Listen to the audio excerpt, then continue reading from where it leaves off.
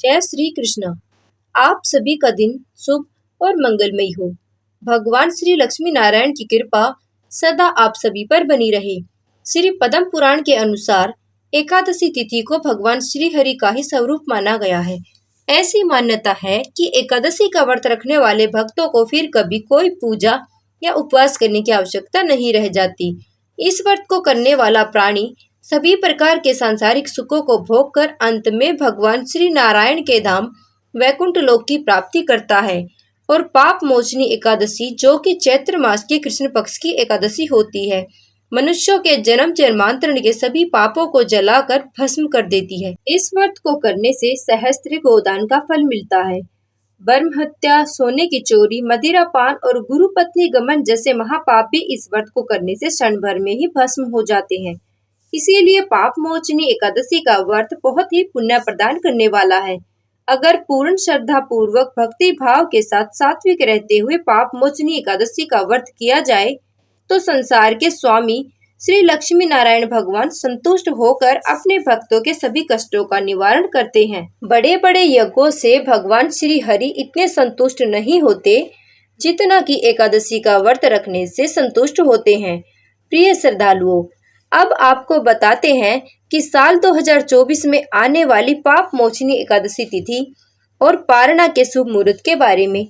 Hindu calendar के अनुसार एकादशी तिथि प्रारंभ होगी 4 अप्रैल गुरुवार की दोपहर 4:15 से, जो कि 5 अप्रैल शुक्रवार को दोपहर 1:28 तक समाप्त हो जाएगी।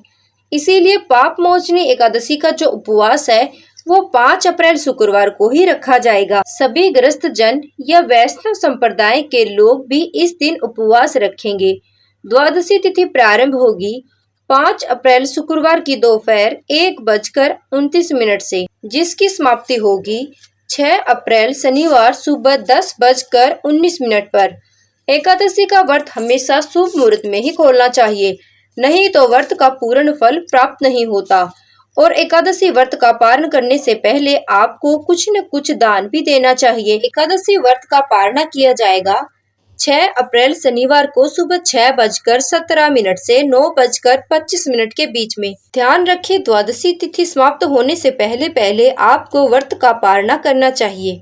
इस बार एकादशी व्रत के दिन बहुत ही शुभ योग बन रहे हैं, जिसमें सिद्ध योग दोपहर 1:15 तक रहेगा और उसके बाद में साध योग प्रारंभ हो जाएगा। सिद्ध या साध योग में की गई पूजा पाठ या किया गया कोई भी खास उपाय जल्दी फलित होता है और भक्तों की जैसी मनोकामना होती है वो भी इन योगों में की गई पूजा पाठ से बहुत जल्दी पूरी हो जाती है। एकादशी का व्रत रखने वाले भक्तों को 10वीं तिथि से ही व्रत के नियमों का पालन करना चाहिए, जैसे कि 10वीं तिथि को तुलसी पत्र तोड़कर रख लिए जाते हैं, क्योंकि एकादशी के दिन तुलसी को न तो छुआ जाता है, न ही तुलसी पत्र तोड़े जाते हैं और न ही जल अर्पित किया जाता है। लेकिन द्वादशी तिथि को आप तुलसी में जल जरूर अर्पित करें। एकादशी के दिन भगवान श्री विष्णु को भोग में तुलसी पत्र और आंवले का भोग लगाएं, साथ में जल अर्पित करें। बिना तुलसी पत्र के भगवान का भोग अधूरा रहता है। इस दिन भगवान श्री कृष्ण की पूजा भी जरूर करें। और द्वादशी तिथि के दिन आप भगवान को मौसमी फलों का, तुलसी पत्र का, आंवले का भोग लगाने के साथ ही शुद्ध सात्विक भोजन का भोग भी लगा सकते हैं। इस दिन आप मीठे चावल का भोग भी भगवान को अर्पित कर सकते हैं और उसी को प्रसाद के रूप में ग्रहण भी कर सकते हैं। चैत्र कृष्ण पक्ष की तरह ही शुक्ल पक्ष की एकादशी भी शुक्रवार के दिन ही पड़ रही है, जो कि 19 अप्रैल शुक्रवार के दिन पाप मोचनी एकादशी का व्रत रखा जाएगा। आज के दिन भूल से भी नाखून, बाल इत्यादि नहीं काटने चाहिए और घर पर आए किसी भी याचक को खाली हाथ नहीं लौटाना चाहिए। ये थी आज की वीडियो। उम्मीद है जानकारी पसंद आई होगी।